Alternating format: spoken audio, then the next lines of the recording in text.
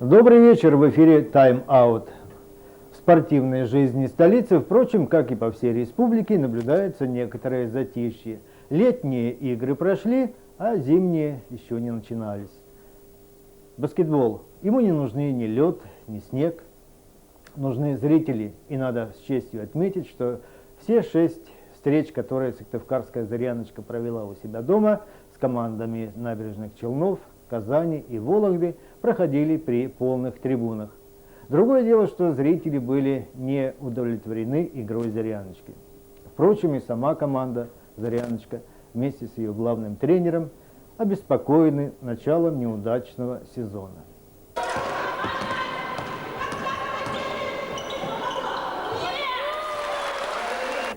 В связи с тем, что в прошлом году мы заняли 4-е место на чемпионате России, это давало нам право выхода в высшую лигу. И вот в этом году, впервые в жизни за существование нашей республики, команда «Заряночка» вышла в высшую лигу. За это время произошли большие изменения. И прежде всего, не в лучшую сторону. Дело в том, что второй тренер Наймушина Ирина Рудольфовна по контракту должна еще работать год, кроме этого. Она увидела, поставила перед нами задачи нереальные. Жилье, бытовые, зарплата.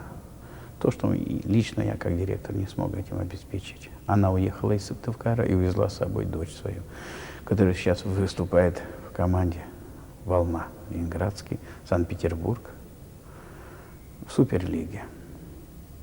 Естественно, команда потеряла и второго тренера, потеряла и одного из ведущих сильных игроков.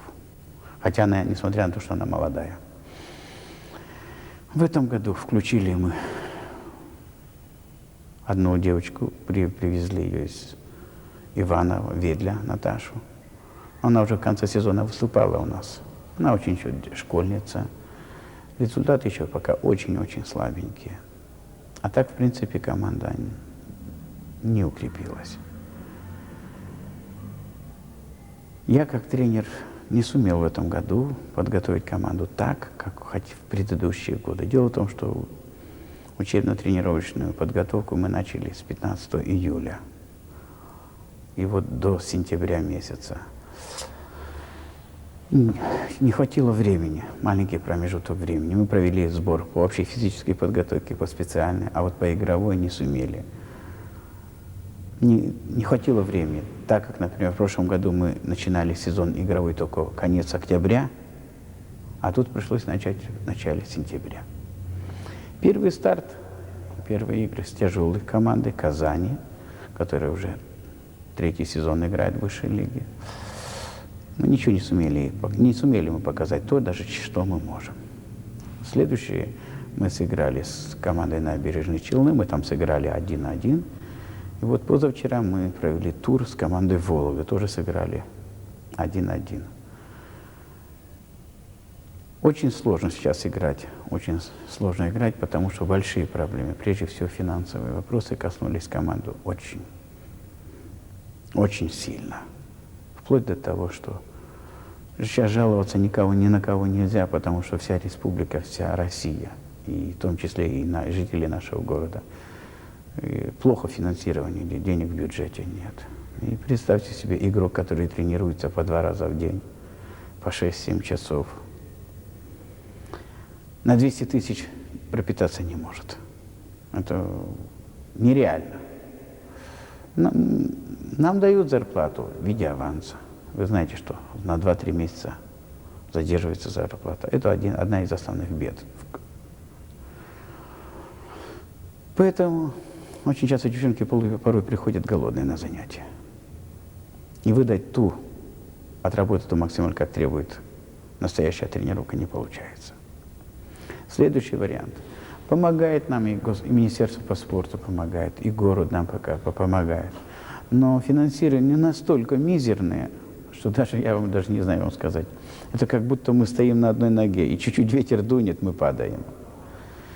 Вот те основные причины, которые есть. Но когда идет вот такая политика финансовая, естественно, такое же положение в команде. Ну, кричи ты на нее, не кричи, требуй, не требуй, делай все, что хочешь. Она сядет, сидит и плачет, а я не могу.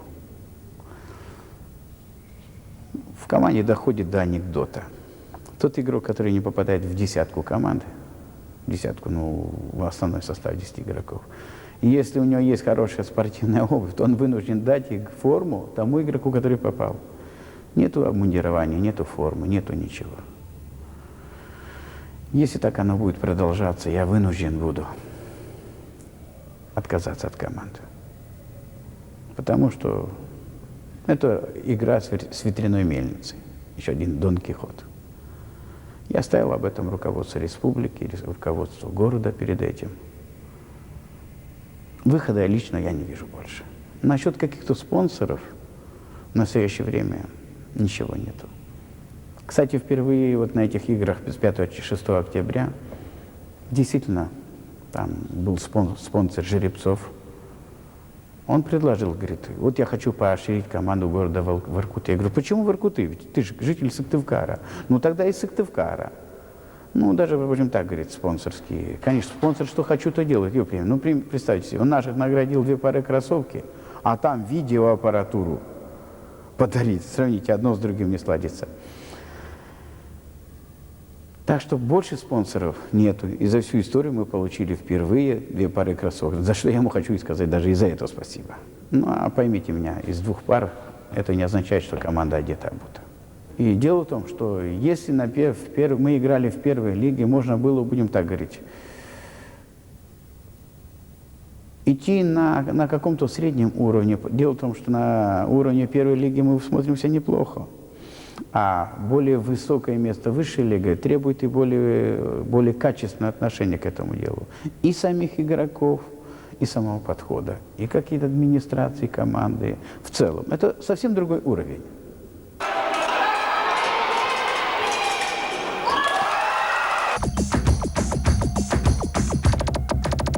Администрация Али Спорткоми в своем офисе устроила торжественный вечер, посвященный закрытию футбольного сезона в городе Сыктывкаре.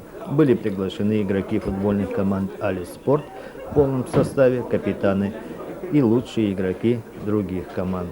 После награждения кубками, медалями, денежными призами вечер продолжался в непринужденной, дружественной обстановке, как в лучших спортивных клубах Европы. Кстати сказать, старожилы этого вида спорта не помнят на своем веку подобного мероприятия. По словам генерального директора Али Спорткоми Олега Пенина, все игроки приглашались с женами и невестами. Но сами понимаете, пока все мы еще не привыкли к подобным светским приемам. Хотя я уверен, пройдет время, игроки футбольных команд и их любимые женщины будут активно участвовать в подобных торжествах, облаченные в смокинги и вечернее платье. По крайней мере, в футбольном клубе Али Спорт. Уже сейчас в основу игры этой команды закладываются элементы эстетики и культуры, что немаловажно для зрителей и болельщиков. И можно с уверенностью сказать, что большой футбол в Сыктывкаре возрождается. В этом году, с этого года, в нашей республике, в нашем городе пошел подъем футбольного движения, потому что если раньше у нас выступали 10 команд, можно сказать, в первой лиге, 10 команд во второй лиге от производственных предприятий, то после этого где-то лет 5 у нас было затишье. И сейчас начали серьезно заниматься футболом коммерческой структуры. Это как Комета Банк, общественное объединение, это партия любителей пива, команда Парма, Коммунальник, ну и наша команда Алис Спорт. И по заключению руководителей Федерации футбола пошел большой подъем. Подъем, который будет идти и в следующем году. И я думаю, что вот именно подключение коммерческих структур к развитию спорта принесет уже плоды в следующем году. Что показал прошедший турнир по футболу?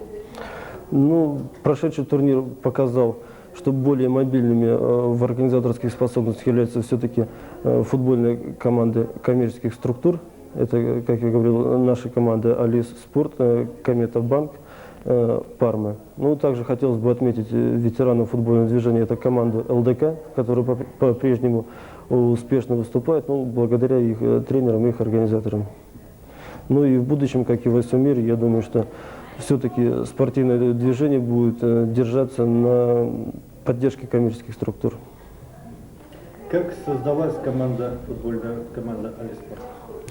Наша команда создалась год назад. К нам подошли ребята-футболисты с предложением именно организовать команду на нашей базе, поскольку раньше они играли также в различных командах государственных предприятий.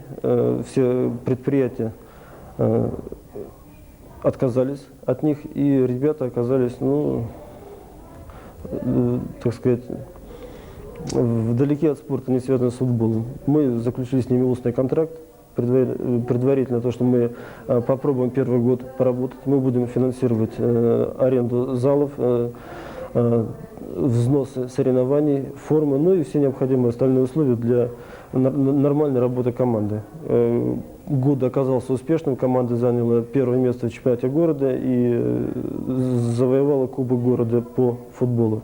И поэтому, основываясь на этом опыте, мы уже создаем сейчас любительский футбольный клуб «Алис Спорт». И в дальнейшем более серьезно будем подходить к нашей футбольной команде, будем выделять гораздо больше средств, и я думаю, что результаты будут гораздо лучшими. Ну, конечно, мы планируем, что наша команда будет все-таки лучшей в республике, будут завоевать и Кубок города, не только Кубок города, но и Кубок республики и чемпионат республики. А дальше посмотрим. Кто играет в вашей команде? В нашей команде играют сотрудники милиции, студенты, врачи, грузчики, там, продавцы, коммерсанты, то есть просто любители, то есть из различных сфер деятельности. Так, вот этот вечер, который прошел по завершению футбола, в дальнейшем подобные вечера также будут организовываться? И Да. цель вот этих какая будет преследоваться? Цель здесь одна. Мы в подходе, в нашей работе, в коммерчески подходим на очень высоком уровне по решению любых вопросов, коммерческих, бытовых, социальных, скажем, по нашим сотрудникам. И также серьезно подходим и к футбольной команде. То есть самое главное это организация. Год назад у нас была презентация, на которой вы присутствовали. То есть мы представили нашу команду и обещали, что мы постараемся организовать ее, занимать призовые места. И ну, на самом деле так получилось. И то, что мы пригласили нашу команду, представителей других команд на награждение, я считаю, что это нормальный, цивилизованный, так сказать, подход. Мы просто благодарили наших футболистов, которые на самом деле в течение всего года выступали, тренировались, занимались, и мы отдали им дань уважения за то, что они смогли сделать. И я думаю, что во всем, в подходе к любому должен быть нормальный, цивилизованный подход. Мы будем приглашать и на будущее, и нашу команду, и другие команды. Будем проводить награждения, презентации, вечера. Будем приглашать их жен. Вот на этот раз, как вы знаете, у нас не получилось. У нас пришла всего одна жена. Но мы бы хотели, конечно, чтобы все футболисты приходили со своими женами, чтобы они могли где-то цивилизованно отдохнуть, чтобы жены видели, что они на самом деле вечером играют в футбол, а не сидят где-нибудь в пивном баре и ну, занимаются, я не знаю. Чтобы они видели, что у нас есть команда И общались с другими женами. Да, да, потому что, ну, на самом деле, вот куда могут их жены выйти сейчас? В рестораны это дорого, еще когда дорого, но и, опять же не везде собраться. Здесь можно нормально, цивилизованно встречаться, нормально отдыхать. То есть мы должны стремиться к созданию нормального цивилизованного общества. Я думаю, что футбол может и должен развиваться у нас. Ведь у нас есть команда высшей лиги по хоккею с мячом. Пусть да, они шли долго, 10-15 лет, но они вышли, точно так же можно развить и футбол. А болельщиков футбола в городе у нас очень много. Я думаю, что если бы у нас существовала команда хотя бы первой лиги, то трибуны были бы заполнены.